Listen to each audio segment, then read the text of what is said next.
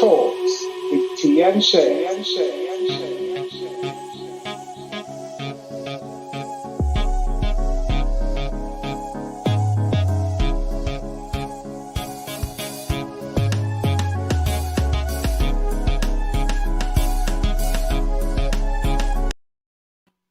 Hello. Hi, good afternoon, everybody. Hey, we are today Limitless Talks with T and Yes. Yay! And we want to thank you for coming on. We want you to like, share, subscribe, share it with everybody that you can share it with. We are talking about different subjects, different weeks. Every week we pick on a different subjects. We were doing the out of the hat, so to speak, but it was out of our glass cup in it. Glass, out of the glass, yeah. And so we are thinking, because I think it's nice when we do random things so that we can get more of a real on hand experience of what we're talking about. So guys, we are Limitless. Limitless is an organization that is geared towards women, empowering, giving them focus, getting them to identify with themselves. Not just women, it's girls and women, and it's also we do go to the wider spectrum, but we haven't delved there yet. As most of you know, we've just done our 2021 conference, and we did it on 22nd of May. Hopefully we will get the lives, some of the parts of the lives that we will put out there so you can see them and see what the conference was about, and think about coming next year, because I'm sure all our tickets are going to go as quick as they went in 2019 and as quick as they went into 2021. So our main ethos is to get women to develop in confidence, empower them, to enable them to understand who they are so that they can make right decisions and literally move forward and not always moving backwards. That's it for today. I'm not going to say anything else on that, but Shares, how's your week been so far? So far, how would I describe my week? It's been productive. Mm-hmm. I've been very proactive, and it's been focused. So A lot of things that I wanted to get done, I've just been kind of getting in there and just doing things. It feels like I've done a lot. I've crammed in every single day, like different things. But it's been good. It's been a really good week. Really good week. Really? How's your week been? Well, as you know, I'm in my new position, working with children, mentoring. So realistically, I'm getting to grips with it. Yeah. So everything's gone to pot in my house because I'm getting to grips with something new. And that's what happens all the time with me. So everything's gone to not complete pot, but it's like I've got to really be paying attention to what I'm doing. And for me, when I start a new venture, it's quite nerve-wracking for me. It's something that has always happened with me, nerves and things like that. And people don't think I get nervous. I mean, remember when we first started this, we were both so nervous coming on, even though we're very affluent and fluent speakers, you know, we can speak the world away. But for me, it's more about me really embracing what I'm actually doing. Yeah. So that's what it is really. Once I get on track and I know exactly what I'm doing, well, you know, then it comes like nothing really. But right now I'm still at the beginning stages of learning and how the process goes, because then they send you an overview. Yeah. And you can add to it and things like that. And so that's really good. At least I don't have to completely plan it myself, but then I have to know the overview. That's good, yeah, because you're following a program per se, but be able to put yourself into it. Yeah. And just enjoy the wave, enjoy, you know, the learning stages, and you're going to get to the point where you're like, oh wow, I've got this, and then you'll start to develop it and make it a bit more of your own. But yeah, it's all a process, isn't it? But there's one good thing, because anybody that knows me out there, I'm always late, right? I'm actually arriving half an hour early. Woo! So that, Well done. So that I can be there. I'm not flustered when I get there. And so it's really good. I've got 2 assignments now. So I do Tuesday and Wednesday. Yeah. And so Thursday is Talk with Tea and Shares. It's now literally, so it's just rebalancing again, really rebalancing everything that I'm doing. I'm sure it will get there, and I'll get a good routine because I like routine. So yeah, but it's going well. We have training on Saturday as well. That's another thing, getting that in as well. Recognizing that we have training. I think it's once a month, so you've got to try and, so it is a lot of differences, but it's actually really, really productive and good, and training was really productive as well. So but again, like we said, even when we first started doing Talks with Tea and Shares, one of the main things we talked about was balancing the changes and the dynamics that happen throughout our lives, and you're going through that process right now. You're going through exactly. And developing and recognizing the stages that you're in, and making adjustments to so you can cope and so you can move forward. So because posted as well, because we all learn through your process. Yeah, exactly. Because the thing is, obviously, when you decide to do something, you look at your schedule and you think, this is fantastic, I can get it in. But then when you put it in there, you have to actually change your schedule. Yeah. And you have to think about, how am I going to make these changes, really? Because actually I used to do this at that time, and now I've got to change that. So even though it seemed like a free slot, it actually wasn't a free slot. And now I have to reschedule everything so that I can do. But it's really good, because I think throughout life, every single thing you go through, it impacts you. It impacts you, and what we seem to fail to recognize is that there is an impact on anything we go through. So when I'm looking at people, I'm not straying off the conversation, hopefully. When people are looking at themselves, I mean, as you know, I lost a friend a few weeks ago, and she was really a massive sounding board for me on a regular basis, regular sounding board.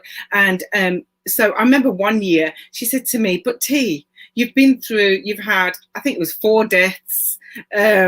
Somebody else was really ill who was close to me. Some other stuff had happened. And when she started counting it out, I was like, oh gosh, that is a lot. Yeah. Do you understand what I mean? So I think as people, we underestimate, or females especially, underestimate how much they do and how much impact they have in the environment around them. And I think this, even talking about what I'm doing now, I'm hoping that it does help somebody to realize it's okay to feel quite unsettled, and as if you're not, it's okay. It's not bad. Over to you, Shares. No, to be honest, it falls in line with our question that we've got for today, which I drew out just a few minutes ago. So the question is, why is letting go hard? So that's, why is letting go hard? And I suppose, I think there's an easy answer, and the easy answer is because we don't want to. That's the easy answer. But again, the circumstances may differ with regards to our experiences, and what are we letting go of can also change how we feel about that. So I suppose, in a sense, you've just been talking about letting go of your time, because you've added something into your life which is taking away some of the things, the free time you had to do other stuff. And it's kind of letting go of that time, but being able to readjust and realign. So that's just one example. And it could have been hard. How was that for you, just letting go and changing your lifestyle to to be honest, it hasn't actually been easy, really, because I think there's a few things at stake. If you think about it, we've been in COVID for the last year, which has been a complete different story. So you've got into different routines, and you've got used to them. And so having a position where I have to go into another town, which I leave from my town to Birmingham, is also something different, because that's time. Everything is time. My mornings are different because I'm also reviewing over what I'm going to put towards the class that I go to. So do you know what I mean? So there's a lot of different things. Whereas if I probably was just going out to do, before COVID, I was doing care work to pass, to earn, mainly because obviously I've got Jonathan and I need that flexibility. And so for me, when I think about it, I was just going into a care place, getting people dressed, getting them sorted, and then sitting down, having a break, coming back. It was tiresome because it was tiresome on my body, but on my mentality, it wasn't. Right now, I'm working two areas, my mentality and my body. And so I think as women, we need to understand that even though we look at our schedules and we think, yeah, this will fit in here, you've got to think about the schedule that you've just had, which was, I was probably at home, I'd go and do something downstairs, come upstairs. It takes a whole different time set to fit into a new slot. So even women that are probably working from home and have been working from home and may even have been working in before COVID, they were going to work, have now probably changed their schedules, and then they're going to go back to work. That's going to be challenging because you've got into different habits, different behaviors, and it takes 21 days to create an habit, right? So we've had more than 21 days. So that means they're going to have another 21 days to create another habit back to work. So people's lives are going to seem a little bit disruptive when you think about it. But letting go, let's go back on the subject of letting go. No, you're still on there because that's one area of letting go, isn't it? But I'm going to home in on a couple of other areas of letting go. So it could be letting go of an ex-partner. It could be letting go of an argument, you know, when you've had a disagreement with somebody. Disagreement, hurt from that disagreement. That's hard to let go of. If you've been hurt by somebody emotionally, physically, and all the other aspects, you know, how do you then release them? I suppose letting go and kind of link that with forgiveness. Definitely. You know, that hurt and the pain of that. And I think those are some of the other ones that we can think of. So let's just home in on those areas. A lot of times when we've gone through a period of hurt, whether we could have lost somebody, I know you just recently lost your friend due to death as well. So that's something as well, is that the grief of that. But I also believe a divorce is grief. Definitely. With somebody, a partner, a boyfriend, a girlfriend. I know we're mainly speaking to the, so I'm going to say boyfriend. So it's with the boyfriend, you know, that's a hard process to go through. Even Christians have boyfriends. They do. They have boyfriends. Whenever you go through life, you're gonna form emotional ties to other people. And even like friendships are hard, aren't they? Even having somebody who you're friends with, and then when you start to realise that friend is not good for me. Exactly. The season that we was okay, things have changed. I'm not that person anymore. I have to let that person go. And that process is hard. It's that tight, you know, you've got all that history, everything that you've gone through, and then suddenly you have to let that person go.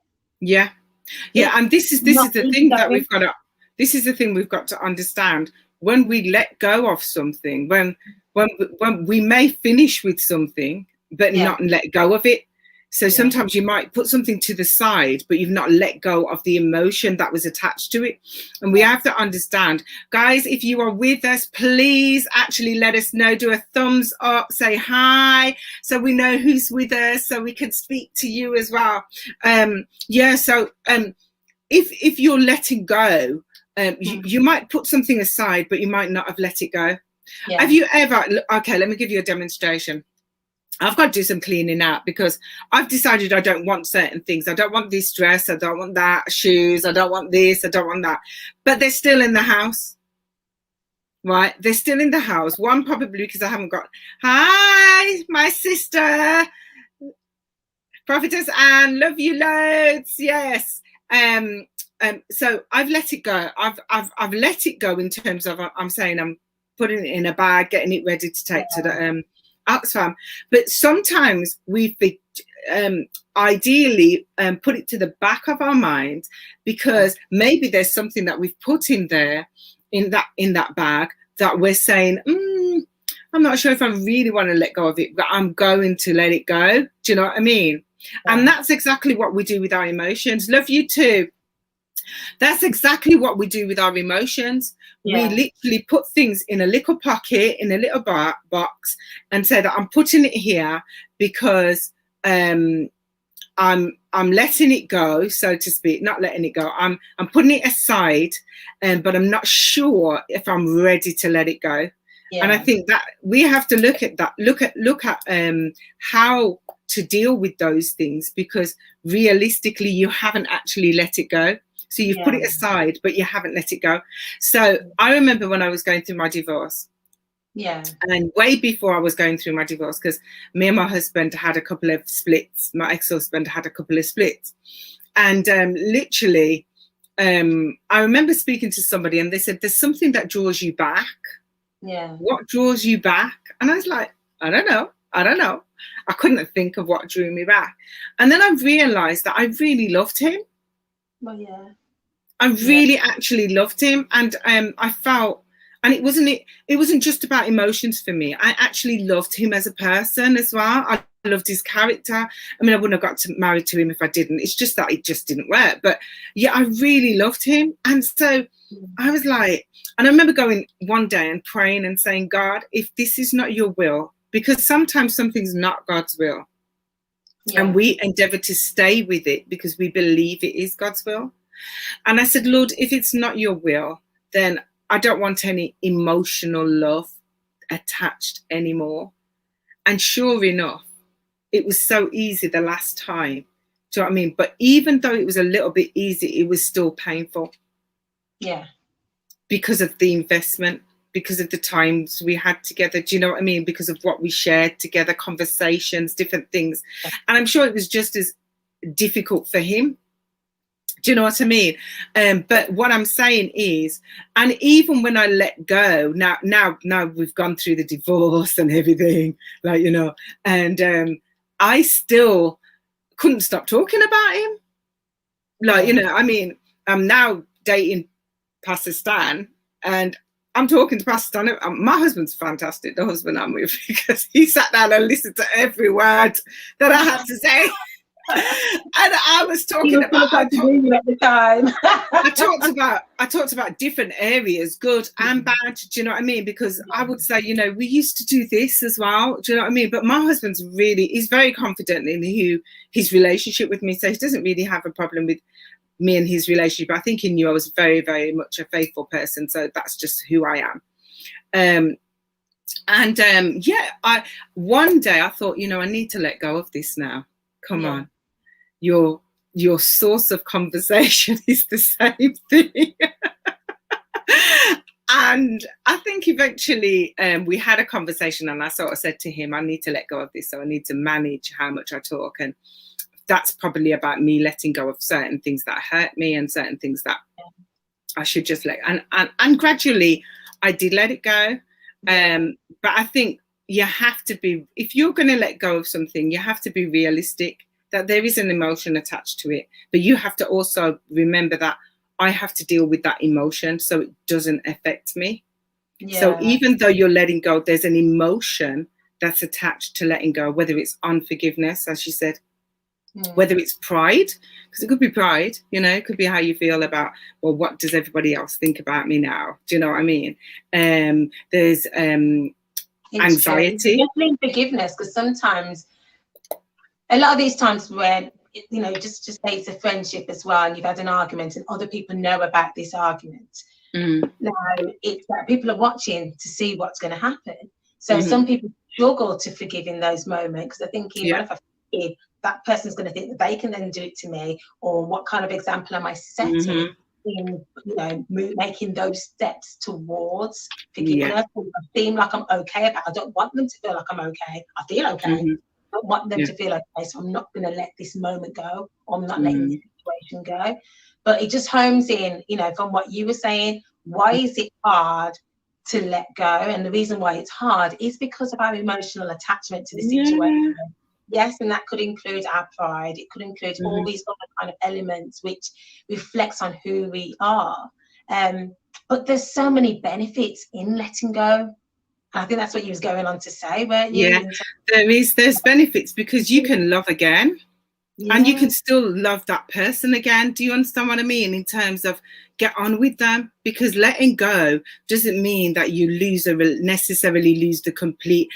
You lose a part of the relationship, but you don't lose in terms of. I'm trying to figure out how I think now, because I've got a way of thinking that, you know, it's really out the box, and it shares. Most people don't think that way, I don't think, but I just believe you can let go of something and still have a very good relationship, right? Because you've let go of it. And so, like with the children, with my ex, we still will have a conversation. Do you know what I mean? I will go to his house. He was not well. I will go to his house and sit down in his house. Do you know what I mean? And talk. Do you know what I mean? Because he's free and I'm free.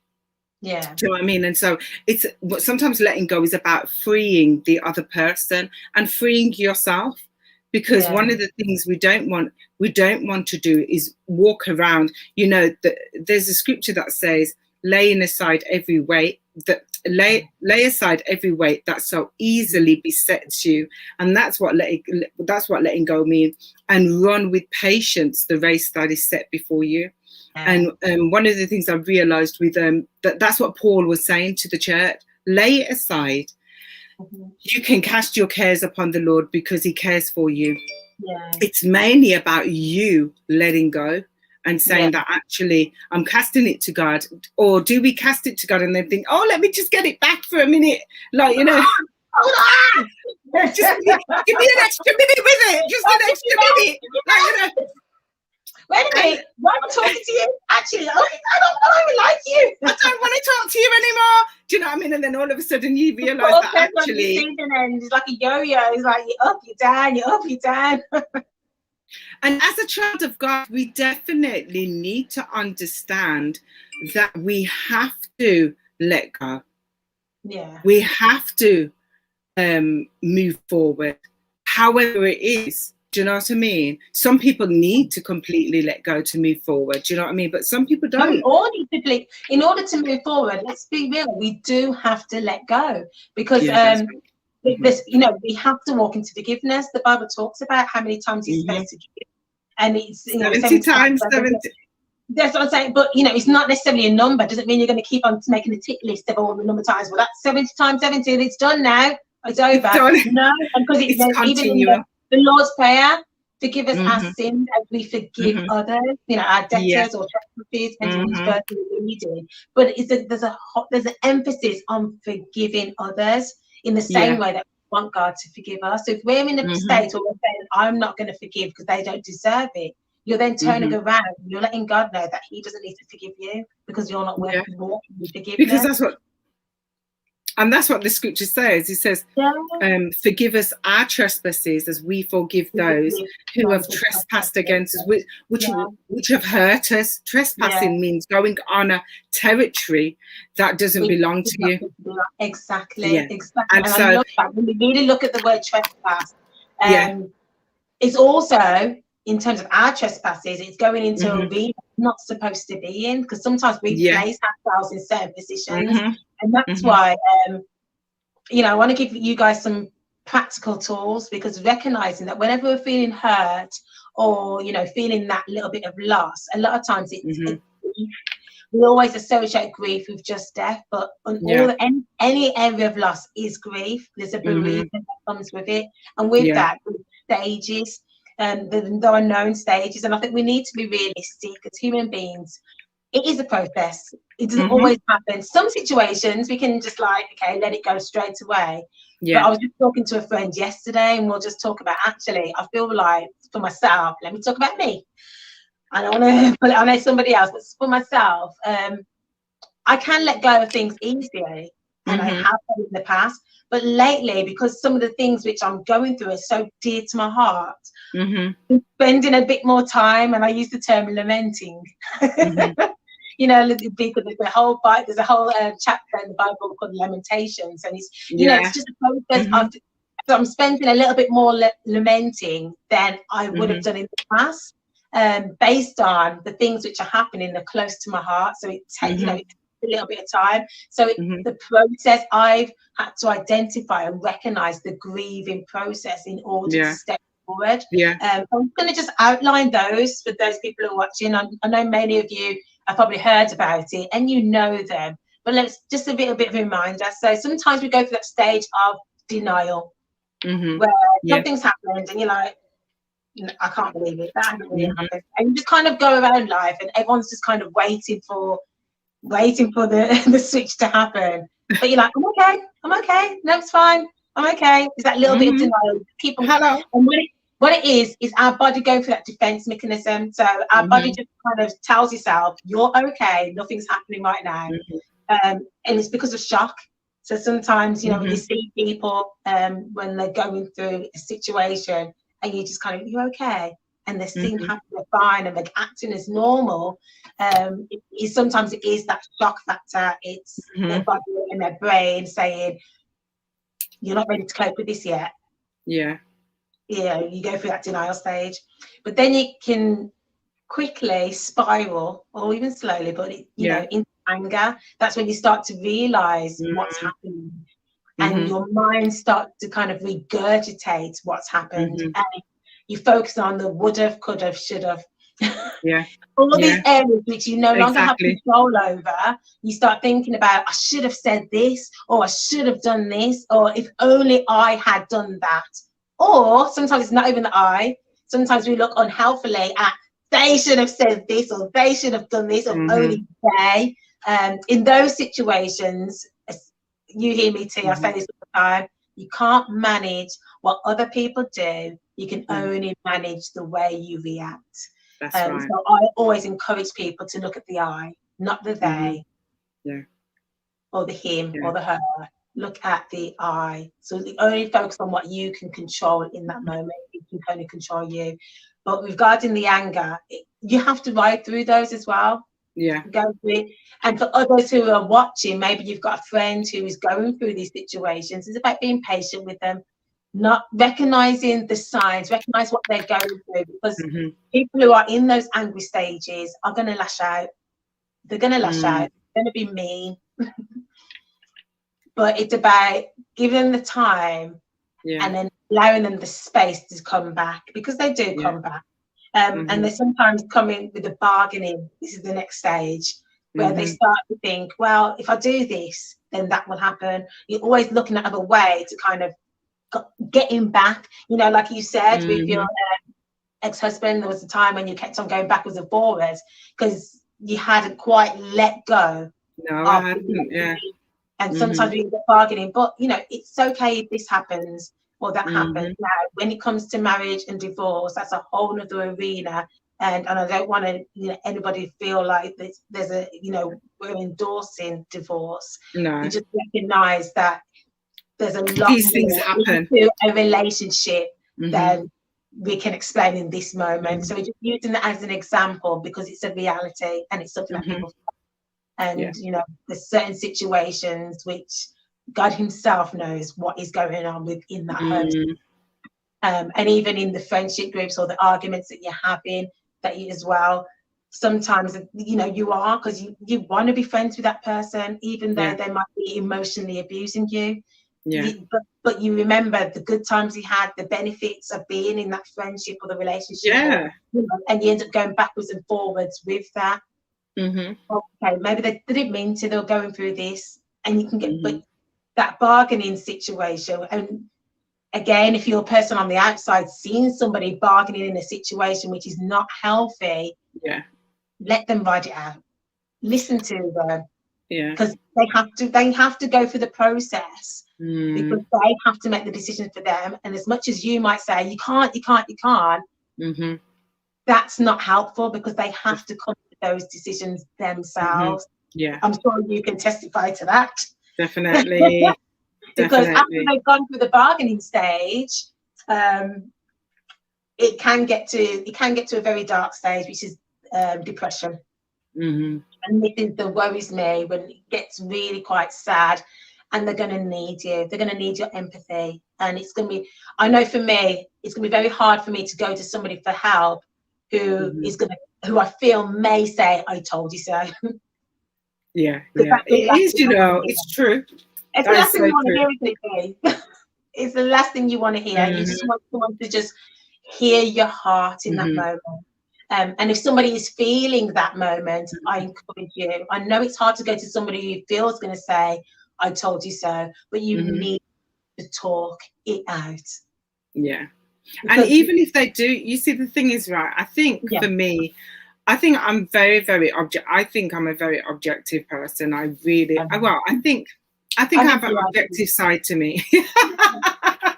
And I think, I don't know if it's because of how I grew up, feeling so isolated in certain areas of my life, that makes me think very differently in terms of, I always think, there might be, even though you go to somebody and they might highlight that they told you so, to me, I'm thinking, well, you already know that.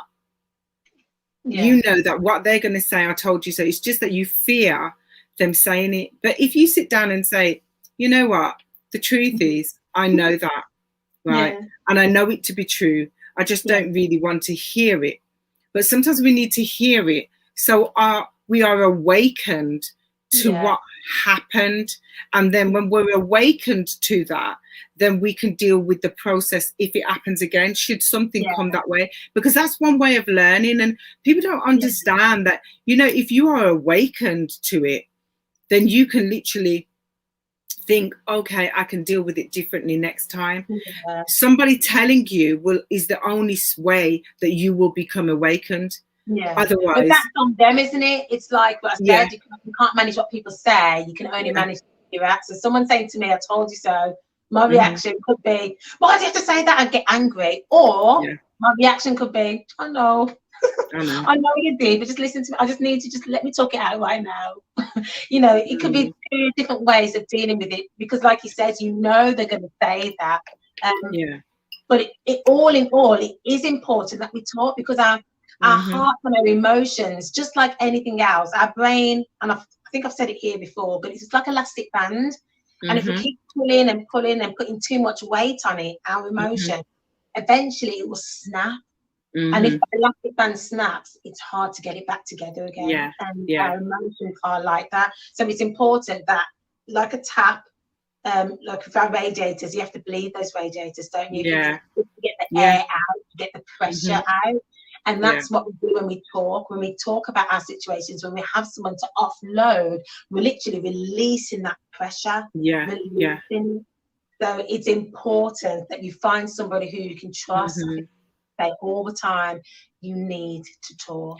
And you also need somebody who will tell you the truth.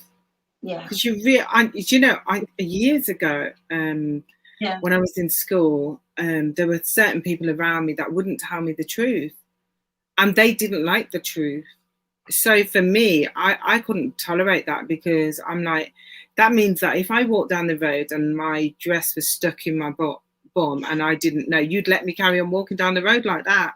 That's the honest truth. Because if you can't tell me the truth, then at the end of the day, that means you will see me in a position, you see me have my makeup on and it's all, I look like a clown, and you'd let me carry on looking like that.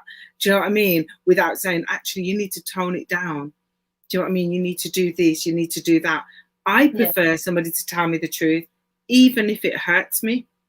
Right? It might hurt me and it might make me feel unsettled, but then I will go and assess and evaluate. But the first person we always need to evaluate is ourselves.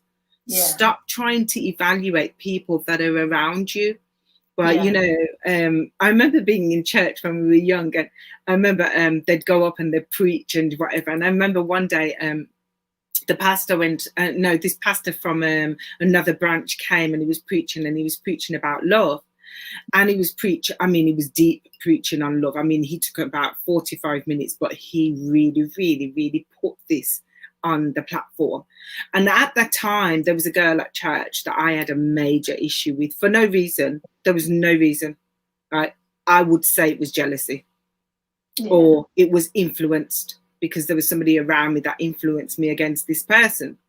Yeah. And so I was influenced, and I became jealous in that influence. And so now I don't even talk to this person.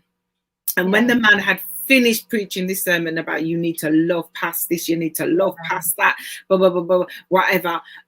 What happened was I literally thought, I need to go and see this person. So I literally went, sat down, and I literally told them how I felt about them. And I said, look, I went home, I repented after the sermon, and I want you to know that I love you.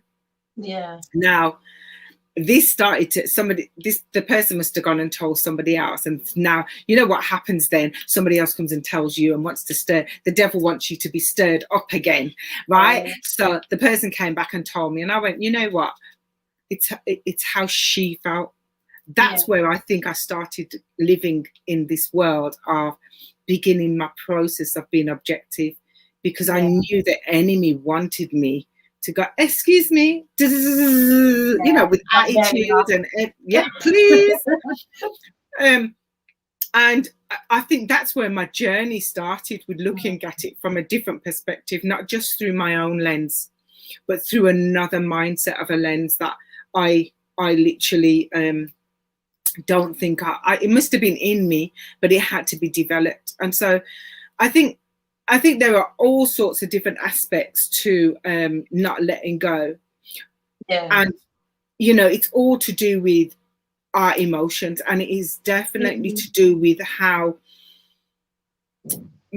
we think about a situation. We could be in love with somebody and we're in love with a fantasy. Yeah. Do you know what I mean? Because some people are in love with, when you start to analyze. And I think that's when you analyze it, it's a fantasy, because the situation, to spend that time. And going through the grieving process helps you to analyze, and that's why it's healthy to do it. Yeah. Because if you try to skip all of that, because somebody will tell you, oh, you don't need to go through all that stuff, but it's all part of the we're human beings. And it can be quick. You can do that in one day, but sometimes some people can make that last a long time. That's right. I was going to say, you can be in love with what you think a person could be. Yeah. And that's not what the person is. The depiction that person's giving you is totally different than what you see they could be. Yes, you could be discerning and picking up, but you need to let them go. Let them go through their process, but you need to let it go, because just because of what you see a potential of a person is, if they're not that's going to be more harming to you right now. And so it's just about literally evaluating and looking and recognizing that sometimes you just have to let go to move forward. Well, no, you have to let go to move forward. If you do not let go, guys, you won't move forward, honestly. And that's where it brings us to the last stage, because we've gone through the depression, we've gone through the anger, the denial and the bargaining. But the last stage, the final stage, is acceptance. Yeah. It's recognized that happened. I'm accepting it. That is the letting go stage, is when you've accepted the situation for what it is, and you walk your freedom, because letting go is freedom. When someone hides around you, guys, get a bucket of water. You're going to go and do the mopping or whatever. Just hold it into your hand and hold it really, really tight. Hold it tight. If you've gone shopping, you've got the plastic bags in your hand. And sometimes, when you've been holding them for a long time and you feel like it's going into your hand, perfect, you feel the weight of it. Before you know, it's not just feeling it in your arms, you're feeling it in your back, you're feeling it in your shoulders, your neck's there feeling tense, and you're holding on to this baggage and letting go. You have to kind of, if you've done it when you're walking into the house and you slowly put things down, because your hands are so, it's gonna break. I'm gonna spill too much water all over the floor. I'm gonna make a mess. God, there's a word in me. Thank you, Lord. I'm gonna make a mess if I just drop it and let it go. I'm gonna smash glasses, and guess what? Other people are gonna slip on my mess because I've left it there on the floor, a mess. But if I take my time and release it tentatively, and do it correctly, taking my time and recognizing the weight that I've got in my hand, assessing it to the floor and the height and all these things, and release it gently. And when you release it, you might see the lines in your hand for a little bit, but slowly you'll start to see the blood rushing through, don't you? And you start to see life coming back to your hands, and you're like, and suddenly you can relax. You can do this to your shoulders, and your shoulders start to relax, and you can rub it up. Because that weight's no longer there, you're free to just kind of shake it up and just like, oh my gosh, that's and you're like, I feel so much better. Guys, this is a word. So you need to know that how that release works in you. It gets your blood flowing. It allows that relationship with God to flow. So sometimes when you're holding on to things in the spirit, you're causing a blockage for God to speak to you. It's like that plastic bag on your hand, that blockage. The moment you let it go, there's a freedom, there's a rushing, and it's just like you are released, and then you can put your hands in the air and there's nothing holding you back, and there's a freedom in that. You can shout, you can scream, and you can just worship in freedom. So guys, going through the process has to happen. It's important to happen. But the importance is the way you go through your process, you don't want to make a mess for other people or mess for yourself. So take your time, go through the process, but it's important to let go. Come on. Oh boy, it's going to be hard sometimes, but you can do it. You can do it. We all have to. I mean, I've spent my last week, the last couple of weeks, just thinking about the fact that I didn't get to speak to her. Yeah. We had an arrangement. I didn't get to go and speak to her. Yeah. And I know it sounds like, somebody will be thinking, gosh, you just, but honestly, that's probably the thing that hits me the most, that I didn't even get to say goodbye. Bye. So I didn't even, we had a conversation, and she said to me that at the time she had carers, and I was just totally literally, what? But anyway, then she said, just get the test and then come up. And then I was ill I was blocked up for 2 weeks. I didn't even know where this block up come from. Do you remember? Yeah. And I kept saying to you, Cheryl, I don't know what this is. And then when it had started to clear now, I thought, okay, I can make plans for the following week. And she didn't make it to the following week. And I was like, I didn't get to say anything. But on the other hand, I was speaking to my husband, and he was saying to me, at T, that you may not have, because you hadn't seen her for over a year, it may have been more of a shock to you, and you may not have been happy with what you saw. And I went, you know what, I thought that, but still. But he really comforted me in that way, and in life, we're going to have situations that come up that are going to make us feel unsettled, uneasy.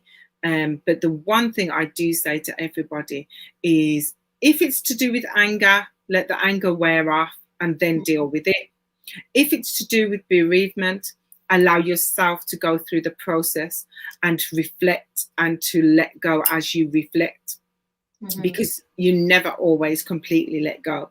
If it's to do with you literally turning around and recognizing that, I probably should have been a bit more patient, I should have been a bit more humble, then learn through the process. Let the process be something that you learn from, because the thing is that we are people that are created in the image of God.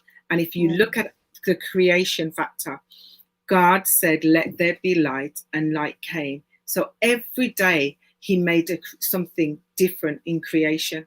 every day it produces something different. So deal with yourself, and every single day you will produce something different, because you are an element of the God in you. Wow. Amen. I need to write all that down. Come back and listen about that.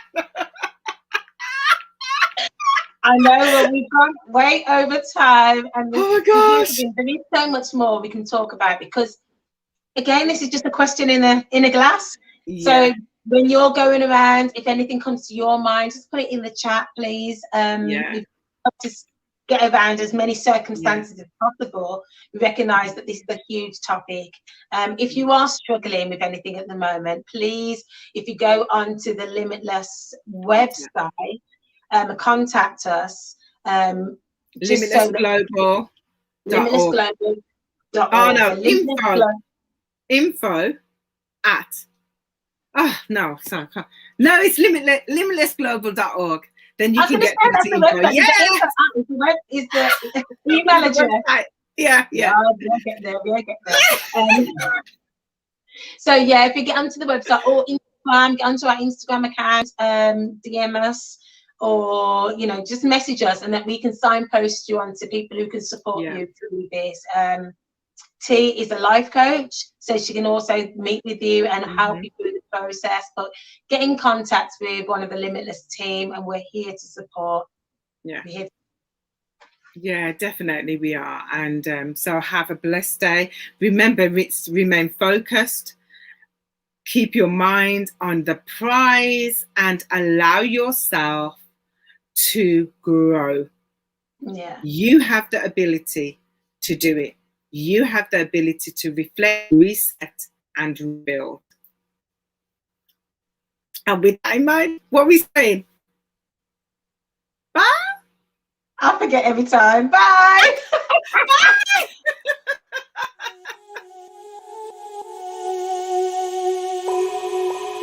Talks with 𝗍𝗪𝒽.